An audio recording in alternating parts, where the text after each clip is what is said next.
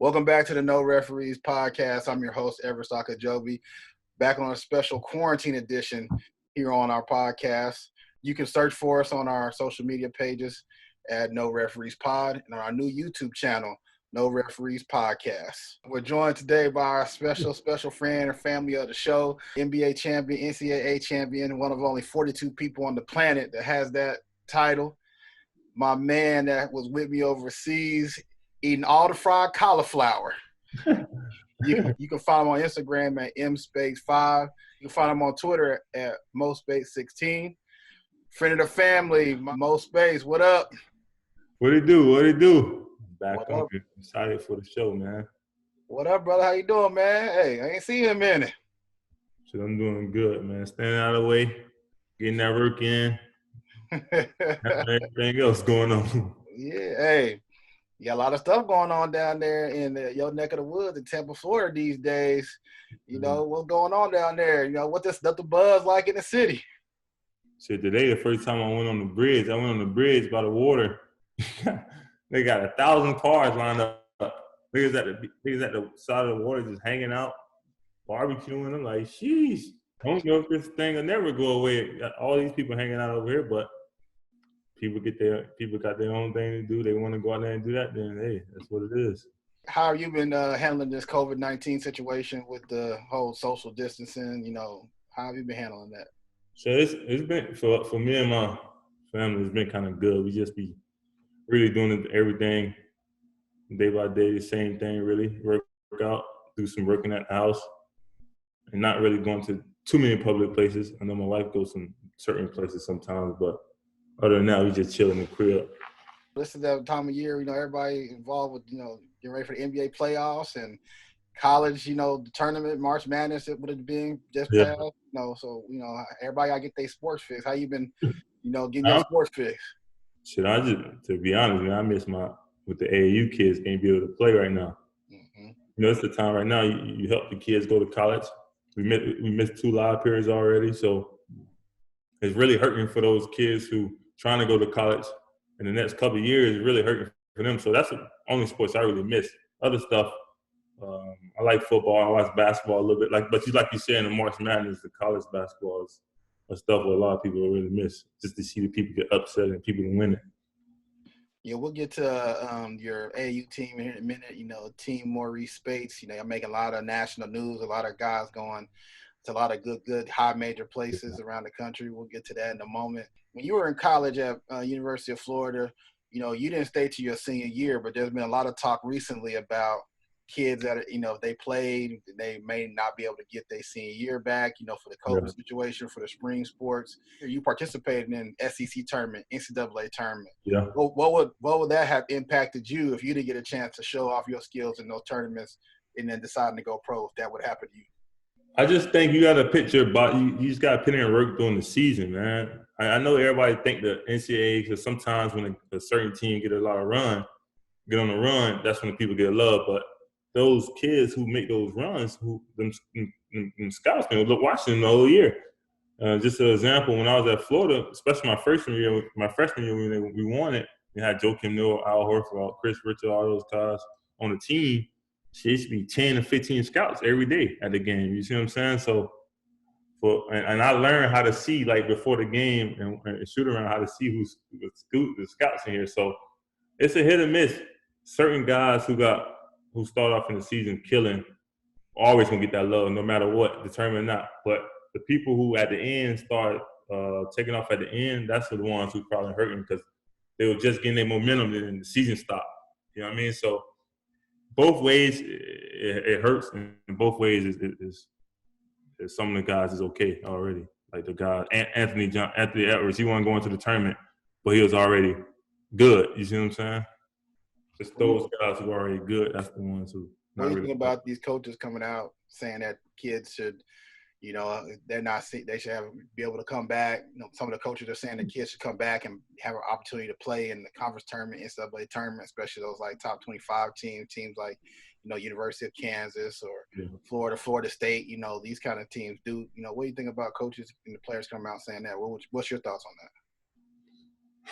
To do their whole year over just to miss the playoff, I mean, just the tournament, that's going to be different because a lot of people, it's just going to be hard for them to do that. But I agree that I think certain shit, they should get an opportunity to do that.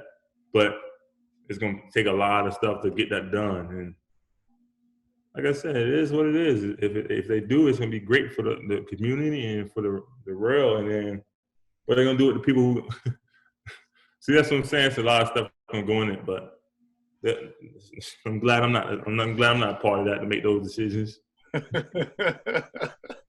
Yeah, you said put your body of work in during the season. You wouldn't have to worry about that. Yeah, for sure. Put your body of work in. You don't got to worry about missing the term and all that. All right, y'all. So speaking of body of work, for those who don't know, I haven't watched a No Referees podcast channel.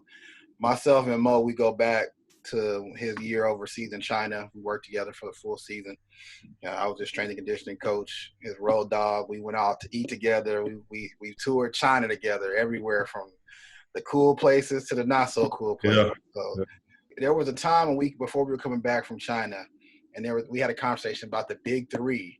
And I was like, Mo, why don't you play in the Big Three? And he was like, man, I ain't playing that. That's the retirement league. I ain't playing in that. I ain't ready for that. I still got more years left. And fast forward a year and a half, Mo Speights is now on the Big Three bivouac team.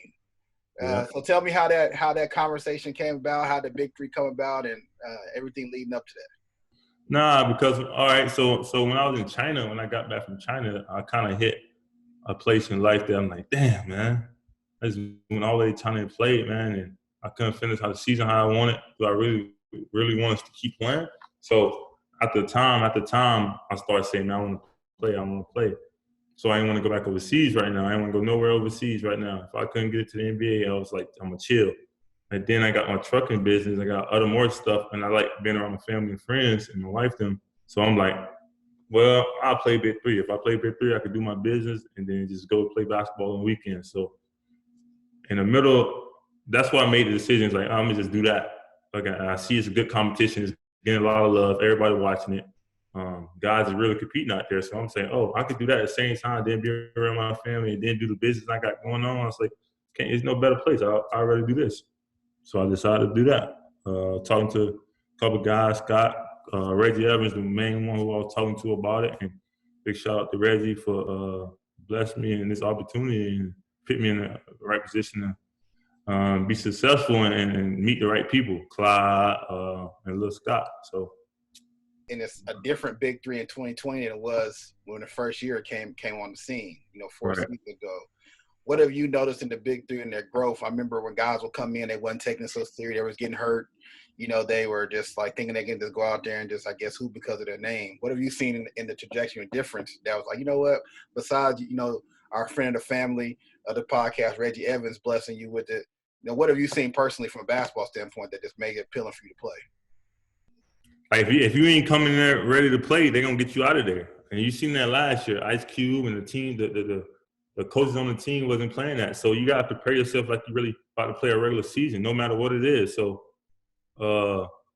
Reggie always say, man, these guys take it for granted, but it's real basketball out here. So you got to be able to go out there and be in shape and be able to play, man, because there's a lot of people trying to get in this Big Three, man. If you don't come with the right mindset and go 100% every time you're out there, then they'll get you out of there. And that's the one thing I was speaking to Josh. I was telling Josh Smith that, bro, this is a good move for me, and I'm going to go out here and play like it's the final game of my career. So I'm very excited for it, man. I'm preparing hard for it, and hopefully everything goes how it's supposed to go. If y'all haven't been following Mo Speights on his Instagram and Twitter accounts, you can see him. He's working out. He's been hooping.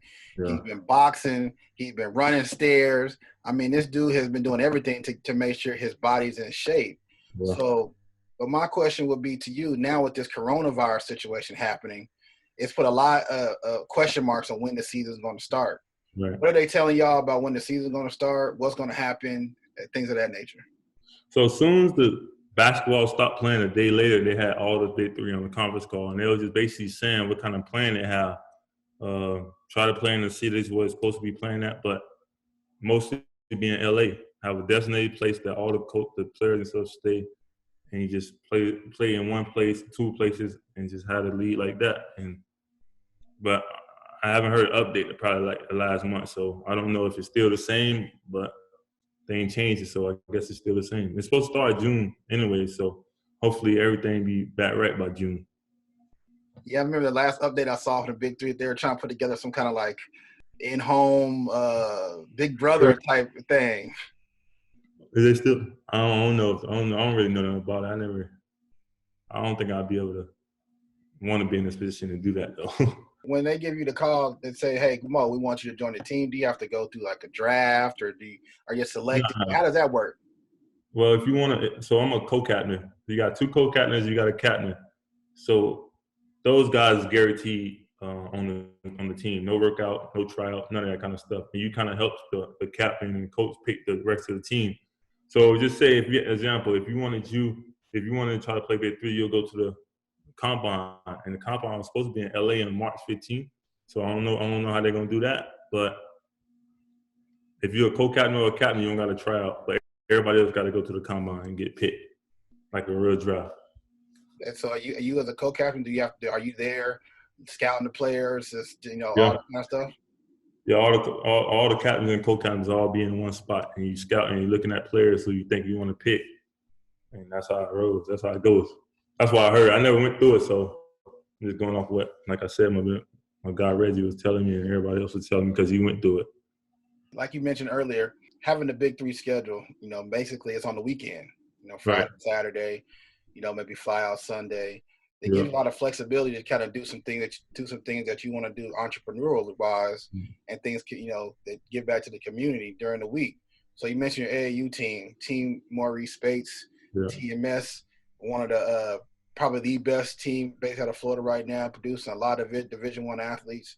Talk about how and why you created this program, and how it's been growing over the last 3 years. Well, one of my buddies, who I was not grew up with, but met him late, kind of like in high school, freshman year. Aaron Holmes started it like 10 years ago. We started together as a team. Then when I played for the Magic, I kind of took it over, and he left and did his own thing. So probably like you're saying, this year right here is my 3rd year, and just to see how my program had changed and the better people want to come over here now. People want to be a part of Team Speights, and it's because I have a foundation that I set for my coaches, and then what we do it for.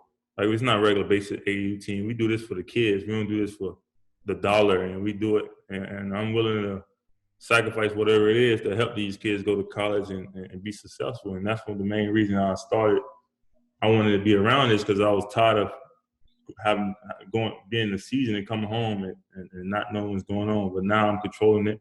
I'm a part of it, and I can see everything that's going on.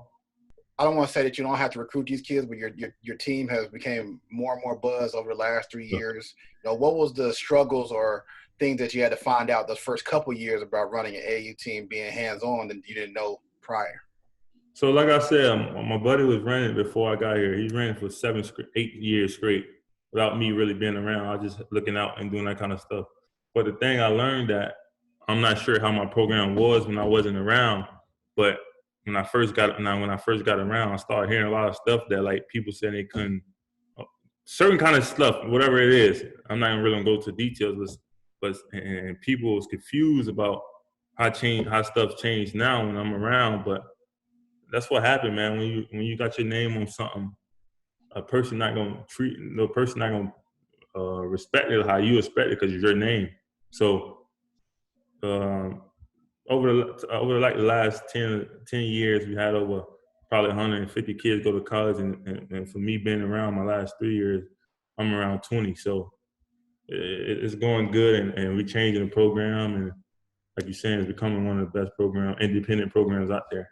When you say independent, does that mean you're not attached to like a Nike, Reebok, Under Armour, those kind of things? Okay. So how does a team not be independent? How does a team latch on to like an EYBL or Under Armour circuit? And have you had any of those kind of conversations?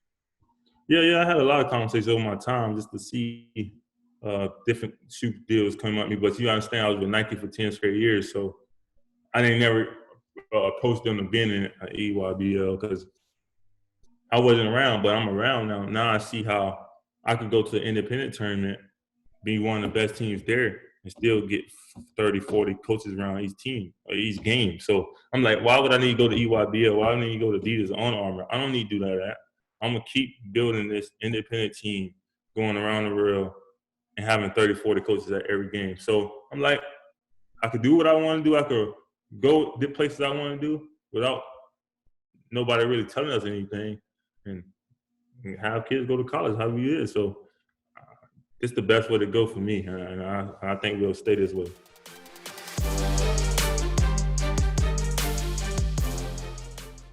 I wanted to make sure that athletes had access to a shooting machine that they could take anywhere. So I came up with the concept to fold it into a duffel bag. I ended up prototyping with my friend Xavier, welding our first prototypes in the garage. I made it for myself. I also made it for the millions of other athletes out there that are trying to reach their dreams and trying to make it out.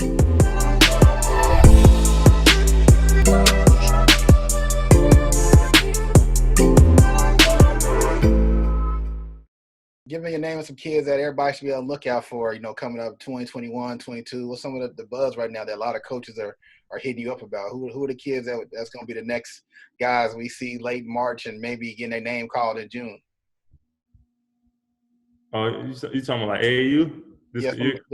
Yeah, some of your AAU kids that, you know, that's going to be, you know, the household name here soon that most people don't know about. I got to call all of them out there, man. I can't just say a couple of them because this whole team right here is going to be dope. It's gonna be dope, but right now since we've been off this doing this quarantine thing, all these kids getting a lot of love from coaches, and the coaches haven't seen them.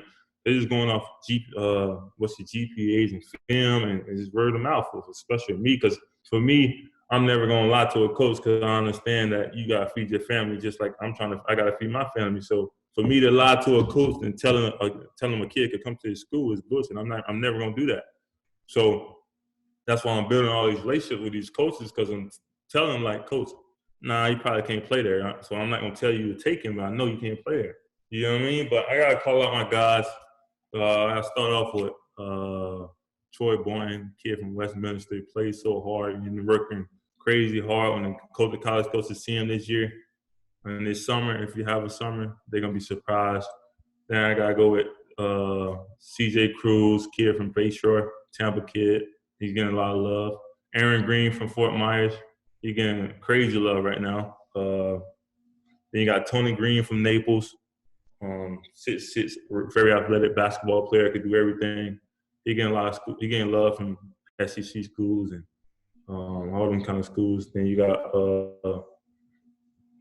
Anthony Batur, 6'5", athletic kid. He getting a lot of love from Belmonts and the Marshalls and stuff like that. Then you got Michael Shane. Michael Shane's a guy who works really hard every day. He's kind of like an underdog. The biggest that he's gonna be one of the most appreciated persons if you're gonna get some love, but he's kind of like behind the 8 ball right now because of a lot of stuff, and he works extremely hard. So somebody gonna bless him one day with something, and we've been working hard for him. Then you got Terrence Goodyear, a kid from Jacksonville, but he's good in Leonard, just transferred to Bayshore. Team up with CJ. Got a big kid, Brandon Sanders from Miami, 6'10", runs the floor really well, blocks shots a lot. Any of these kids that you name and mention, you know, are you gonna, you know, try to help your alma mater, Florida, out? You know, say, hey, call coach over in Florida, be like, yo, coach, I got the pipeline for you. What up?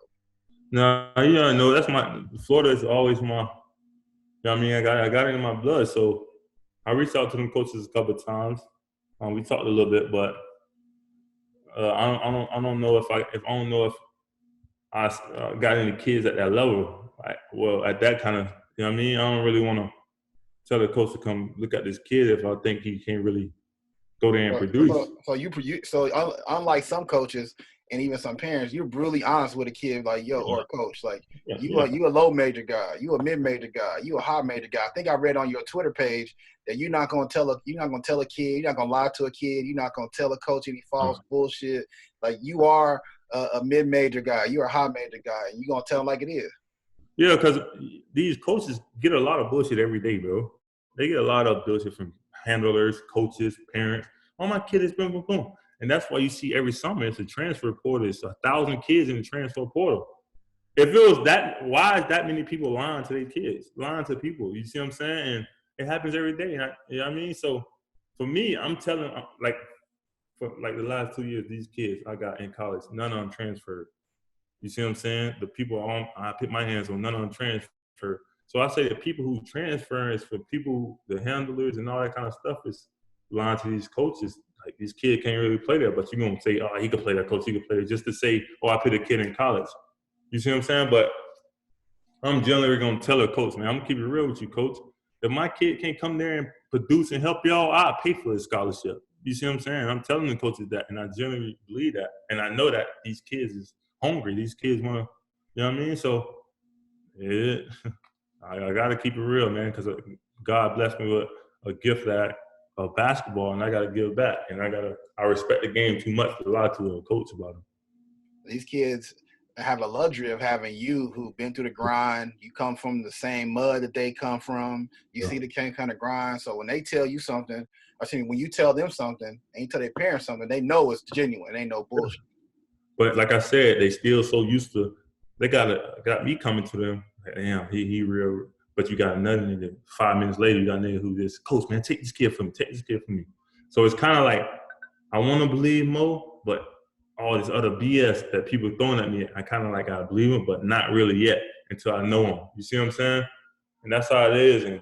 But they'll understand years and time go around that it's all about the kids, man. I'm not getting paid for this. Kid can't do nothing for me. You see what I'm saying? I played high school, all the stuff, and I'm playing what they want to do. So for me to lie to a coach about a kid, it ain't worth it. I'll tell a coach, nah, coach, take that scholarship back. If he ain't, you know what I mean? I'll do that. And I never tell a kid to get caught up in levels. I just say, your parents can afford to pay $300,000, or you want to go to school for free? And that's what it is. Levels, it is what it is with levels, but it's about going to school for free, man. No, your parents have to pay for nothing. And it's 75% of real, parents can't pay. You know what I'm saying? So I know don't want to play if you got a skill set.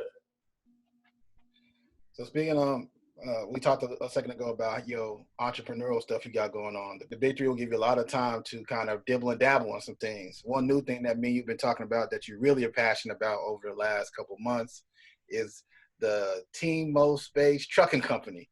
You know, talk to some people out there about just some different entrepreneurial stuff you got your hands in post NBA, Big Three. Talk about just some things that you got your hand in that most people may not know about. So right now, like you just brought up, my passion right now is for the trucking. 18-wheelers, got 4 great drivers, man, who really give it all. It's not great right now because I'm just getting in it, but it's gonna take a couple hiccups, and it took a couple hiccups for me to keep getting better. Being a professional athlete, you kind of get that mindset of you got to figure it out, and I'm figuring it out with the truck driving stuff. And my driver's been great with understanding that it's a new company and I'm just getting in this, and we got a couple. We're gonna have to go. We're on the ground do a couple things, so they really appreciate it, and I really appreciate them and their family for sacrificing their time out there to help this company grow. But that's one of the things I'm doing in trucking. I still got partners with my buddy at Craft downtown. It's a gluten-free restaurant. And then just like you're saying, AAU, and that's about it, man. I just keep my stuff a little bit short and keep my head forward. And I got a buddy, DJ Bryant, one of my old players. He went to UT Arlington for 3 years, then stopped playing basketball and a real estate agent. I kind of helped him out a lot because he's a young guy who always appreciate everything and still to today, man. He just yes sir, no sir, and the guy grown up now. So guys like that, that's why I try to work with and help out. So I do some little stuff with him also. So having a trucking company, and specifically, you learning about loads, and you learn about when people pick up loads and different things like that. So you didn't really understand. You may have seen a big truck on the highway years ago, and now you understand ins and outs of how they got that load, things like that. Yeah, I understand like deadhead and understanding certain places to go. Maybe Chicago is a dead period. You might could go up there. You might could get a big load going up there, but you might be dry getting out of there. And that's what I'm learning still today. And it's kind of hard still that you got to learn places was booming and places was dry. When I say dry, it's nothing up there. You're going to get a load up there, you probably have to sit for 2 days. And for truck drivers and for an owner like me, truck drivers not going to get paid, and I'm not going to get paid. So truck drivers kind of complain a little bit when they get stuck certain places. But for me, I try to look out for them. If they're in certain places and we know it's dry, we'll give you a hotel room for 2 or 3 days. 2 days. You know what I mean? So there's different stuff you got to do and different stuff that I'm learning like on a daily. All right, cool. Hey, good to hear about all this entrepreneurial stuff you got going on, keeping you busy. You know, It's oftentimes you hear a lot of stories about guys who are not out of the spotlight. They lose the money. They're not really taking care of what's Marshawn Lynch said, they're not taking care of their chicken. You know what I'm saying? It was good to see you got those things going on, my brother. So let's get into some fun stories real quick. So here on No Referees podcast, it's no referees, no text, no rules. I want to know the very first time Mo Speights got a technical foul and what he said to the referee. Man, my first time getting a tech was my rookie year. You talking about NBA? Anytime. It could be NBA, it could be college, whatever. I don't think I got no text in college like that. My first time getting a tech was when my rookie year, we was playing against Boston. It was like 40, like a minute and a half left in Boston. And we in Boston now. So Brian Scalabrine went up for a layup, and I just like hit him, took him out kind of. It's like the game was over, bro. You still trying to get, you know what I mean? I kind of like took him out. And they kicked me out, man. That was first time kicked me out, and the fans were talking crazy. Did you say anything to the ref, or did you just like you? Nah, I was too shook. I'm young. I'm going to the locker room. It's over with. All right, give me a story when you actually got into it with a ref. He was like, man, it's a BS, or I didn't do that, or give me a story that you got into it. I ain't never really had no episodes like that. I'm just cussing at a ref and all that kind of stuff. You know what I mean? I never had an episode like that. Yo, okay, I'm gonna give you an episode when you see a teammate or a coach of yours that got into it with a coach like that. He's like, and you. No, I just say a player. Okay, all right, just say a player. You ain't gotta say no name. Just say a player that you see get into a ref. You was like, yo, you wow. When I was in Philly, we was playing against Boston. Man, Rasheed Wallace, he was talking to Hayward Workman. I ain't never seen a man talk to another man so disrespectful. And I don't think he called him a tech. I don't think he gave him a tech because they know Rasheed talk. They just say, motherfucker, fuck your mom and all that kind of stuff. He said, yeah, I ain't getting the ball rolled by Rasheed. Hayward's like, get the ball. He's like, bitch, I ain't getting no ball for your bitch ass, all kind of crazy stuff. So I was like, yo, this is crazy. And a couple of times I heard Cole go crazy on the ref. Cole told we was playing in LA. I was with Memphis. Quincy Poindexter probably remember this, but Coach was like, motherfucker, you better call this motherfucking game, right? He said, I don't give a fuck about no tech. I don't give a fuck about $2,500. I get you. It was crazy. I was like, sheesh. But them boys talk, boy. Paul Pierce, KG, all them boys talk to the refs, boy. We talked last time about guys that talk a lot, especially to their teammates. We talked about Chris Paul the last time. I know I seen Chris Paul go off on a few refs in my day when I was in the NBA. Mm-hmm. Yeah, he a powerful person. When you powerful like that, you could do that. But a guy who ain't really that powerful, you talk to a ref and say any little thing, they get ready to take you up. But you could go down the court. These other dudes talking crazy, but you say, yo, chill out. Man, come on, bro. That don't make sense. What are you hearing from your guys that's in the league right now, some of your closest friends, being away from the game? You see a lot of memes of guys running around the house and, doing all crazy kind of stuff. What do you, any of your closest friends, what are they saying they're doing and all that kind of stuff right now? So I ain't really, to be honest, I know it's a hard time for everybody, so the guys who ain't really still, like I talk to Sean Livingston sometimes. Like I said, my main guy, Reggie, my other guy, Alonzo G. And everybody else, I kind of like stay away because I know they going through some time right now. They can't play, so they mind kind of like snappy. So I don't really want to, ask people the same thing because they got a million people asking them and all that kind of stuff. So I understand that. So when things get back to normal, I'll reach out to my buddies and just talk to them and see what's going on. So right now, I just kind of like talk to the guys who outside the league who don't really got nothing going on. Before we get you out of here, recently we had the NFL draft. You know, Tampa Bay Buccaneers is your hometown team. We had before the draft, we had the news with Tom Brady, you know, coming over to the Bucs. We had news about Gronk coming over to the Bucs. You know, y'all gonna be loaded this year. Talk about just the, you know, the buzz around the town just with the Tampa Bay Buccaneers. I know you represent them everywhere you go. Got to. Just a guy because I'm from here, so the stadium was literally 30 minutes from where I'm from. So the buzz that we got these guys right now is crazy, man. The whole Florida is crazy. Got the best quarterback who ever played the game. We got one of the great tight ends coming back.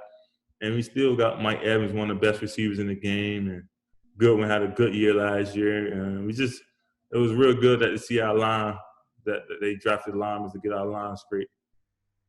But the biggest thing, I'm kind of like, it's kind of like the buzz is crazy. And people forget about how good Jameis Winston was. Yes, he had all the interceptions last year, but 10 of those interceptions was guys missing the pass. So a lot of people don't really give you those kind of stats, but Jameis Winston is a great quarterback, and he's going to have a great career, even though he had all the interceptions last year, because 30% of them was his fault. But the city is all on his Tom Brady wave, and they should, because he's a best player who ever played the game, quarterback. But let's not forget Jameis Winston, what he did for the Tampa Bay area. And hopefully he signs somewhere and give him an opportunity to be a starting quarterback again one day. Yeah, I think I recently just saw, maybe a few days ago, that he signed with the Saints. So he did? So he's going to be learning under Sean Payton and Drew Brees. Yep. That's big time, man. Just take that Bridgewater position. He's still young. He got a lot of football left. But that's good. He did that, man. Played in the same division as the Bucs. So we'll see. I'm definitely gonna be over there though. Hey, my brother, I wanted to ask you, you know, last time I saw you, you know, you were just starting this new no meat kick. You know, you haven't been eating meat for a while. You know, slim down. You know, like I mentioned at the beginning, you know how to eat fried cauliflower, edamame, all that good stuff. Yeah. What's your diet been like, man? You know, talk about that. You've been slimmed down. You looking like you're ready to go out there and play another 10 years. Yeah. No, I just really I'm thinking I've just been learning about different plants and stuff and different teas and how your body, what your body really needs. And I'm not always there. I don't really know half the stuff right now, but I'm learning. You see what I'm saying? I know what one thing it is. I'm not gonna eat no kind of meat no more. Well, I'm gonna try my best not to. I haven't eaten in like almost a month, so I don't really miss it like that. It's just different stuff to substitute it. You know what I mean? Eat a lot of fruit. Like, you know, I eat a lot of watermelon. Starting to stay away from rice and all that kind of stuff. But it's really about eating the stuff what we could grow ourselves. You see what I'm saying? And not eating stuff, because a lot of people say eating meat is protein. You see what I'm saying? Eating meat is the middle person. Because the people eat the cows and all that stuff eating meat is eating that grass. You see what I'm saying? Why we just can't skip eating the meat and go straight to the grass? Like, you see what I'm saying? Yeah. And the diet going good, man. I still learning a lot, and I still got more to go. So gotta keep putting the right stuff in my body, like I am, and it's helping, man. I'm happy for it. Well, I'm happy to see that you know, doing well, my brother. You staying safe, staying healthy. Yep. I'm glad to see that you signed with the Big Three, so you can continue to pursue your professional career. You know, I follow your AAU team because, you know, we have a lot of mutual connections in college basketball. I got some more connections for you, too, that I got recently. Off the air. And your trucking business. I know that we talked, and I saw you last May that you were talking about, you know, starting the trucking business. So I'm glad that you're doing that. I want to give a special shout-out to your mom, special shout-out to your wife, Kim, special shout-out to your sister, Lena. Yeah, special shout-out to your boys, Mike, Eddie, all my partners on the Team Speights camp. You know, shout out to all y'all boys. Love y'all boys. Love the family. And I just want to say, bro, keep going up. Keep striving. Keep doing your thing. Appreciate it, man. Appreciate you, man. Your little buddy. Your little son also. See you again. Yeah. Uncle Mo. Y'all can find Mo Speights. Again, follow him on Twitter at MoSpeights16 and on Instagram at MSpeights5. This is my brother from the Florida Gators, Tampa Bay's finest, Mr. Cauliflower himself. Hey. Mo Speights. Thank you, brother. All right, bro. Appreciate it. Thanks for listening to another episode of the No Referees Podcast. Don't forget to hit the subscribe button wherever you're listening to this show and rate and review us on Apple Podcasts. And don't forget to follow us on social media at No Referees Pod. Till the next episode, we out.